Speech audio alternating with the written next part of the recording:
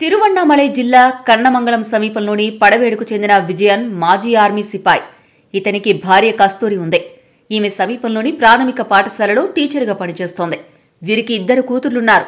వివాహం కావడంతో 2 కుమార్తెలు వేర్వేరుగా జీవిస్తున్నారు. కాగా విజయన్కు భార్య కస్తూరికి మధ్య ఏర్పడిన గొడవల కారణంగా 2 వేర్వేరుగా జీవిస్తున్నారు. విజయన్ ఒంటరిగా ఉంటున్నాడు.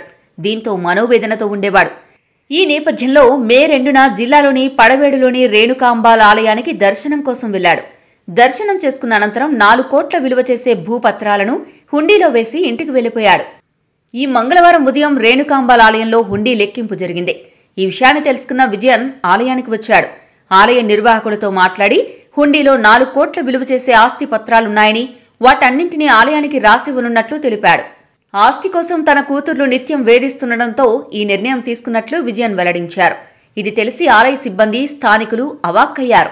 హుండీల్లో ఆస్తిపత్రాలు వేసిన విషయం తెలుసుకున్న భార్య, 2 కూతుర్లు ఆలయానికొచ్చారు. ఆస్తి తమదని, ఆ పత్రం తిరిగి ఇవ్వాలని అధికారులను కోరారు.